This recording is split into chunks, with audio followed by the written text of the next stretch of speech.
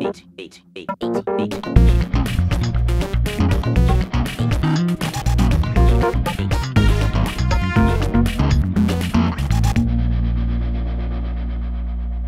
un peu, tu as ici, tu as un boomer, donc il est l'équivalent de Malabar espagnol, de Silver Surfer. Ma version préférée du robot de Sidero de Sankukai, puisque là, c'est en version américaine. Donc c'est sorti sans la licence Sankukai aux USA, comme un robot parmi tant d'autres, donc il s'appelle Konto. Et il s'éclaire, il bouge, etc. Et là, ça commence à être dans les objets un peu cons, un peu déviants que j'adore. Par exemple, là, c'est une céramique donc, de JR de la série Dallas, qui est en fait une boîte à musique. Si on la remonte, elle doit faire le générique américain. Donc pour s'endormir au son de la mélodie de Dallas, c'est quand même sympathique.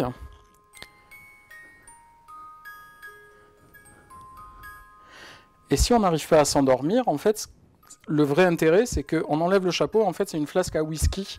Donc, on peut quand même se finir au whisky en écoutant, voilà, la mélodie de Dallas sur une très très belle céramique.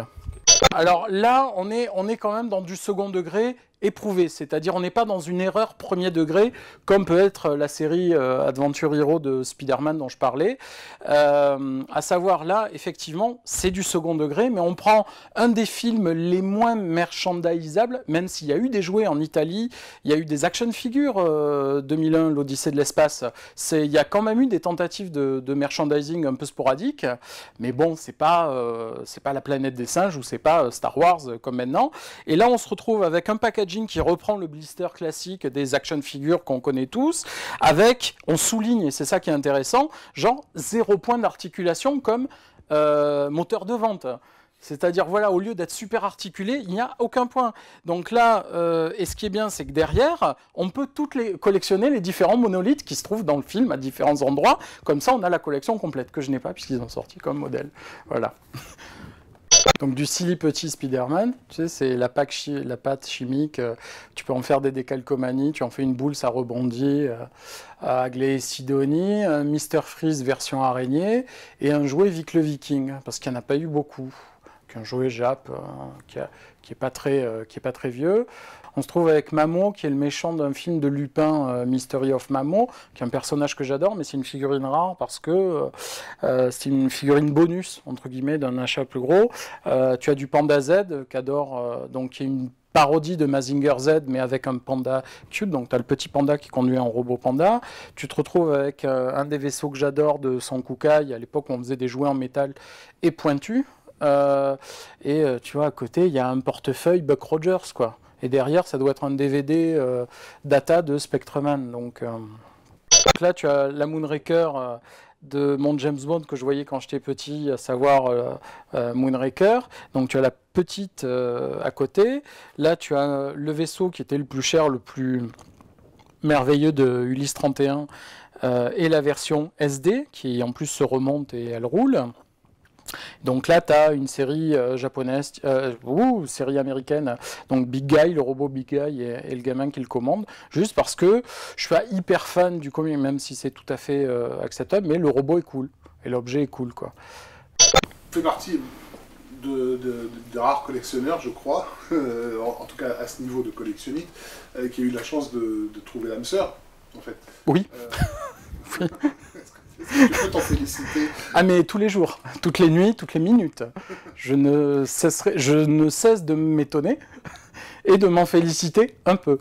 Non, mais ça c'est une aberration. C'est-à-dire que, alors de mon grand âge, donc 40 ans,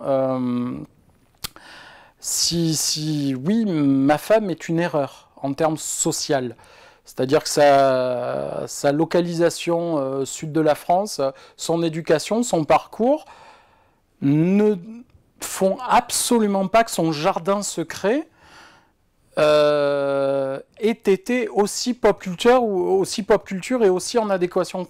Dans les plus jeunes générations, comme je disais, ça y est, les geeks ont gagné, c'est-à-dire c'est une vraie force commerciale, donc ça a gagné, et donc culturelle, et c'est accepté. Même maintenant, on va dire que le geek se chicise, c'est-à-dire il a du pouvoir d'achat, il devient un peu plus éduqué, et à côté de ça, le chic se geekise.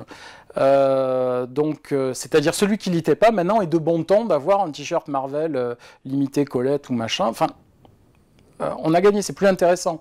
Par rapport à ma femme, bah, ça s'est trouvé comme ça. Si vous voulez la petite anecdote, c'était la sœur d'une personne avec qui j'ai monté ma première société.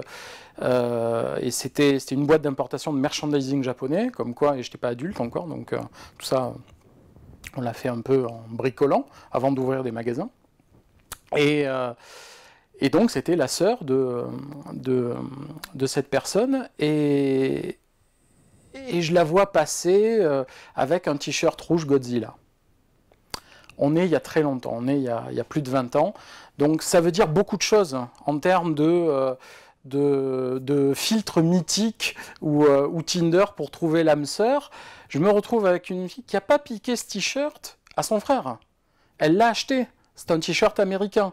Et à l'époque, il n'y a pas Internet, il n'y a pas ça, donc ça demande une démarche. Soit je voyage, je me déplace, et je fais un acte volontaire d'achat. Je connais Godzilla. Godzilla, et à l'époque, il n'y a pas encore les films avec Jean Reno ou le film de Legendary qui est sorti l'année dernière, je crois.